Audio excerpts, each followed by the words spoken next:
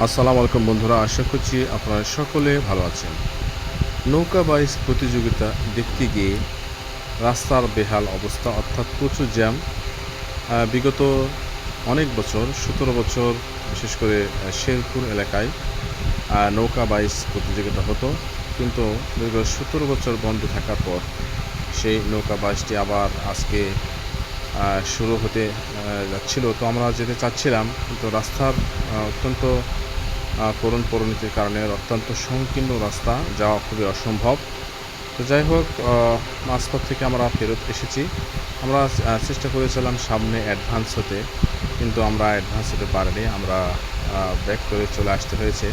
তো আমরা যাচ্ছিলাম যে ভালো একটা প্রতিযোগিতা দেখার জন্য। অনেক দিন এই নৌকা বাইচ প্রতিযোগিতা দেখা হয় নাই, কিন্তু মাঝপথ থেকে আমাদের চলে আসতে হয়েছে। এটি হচ্ছে বাংলাদেশের একটি প্রসিদ্ধ নৌকা বাইচ প্রতিযোগিতা খেলা। আমরা ছোটোবেলা দেখেছিলাম।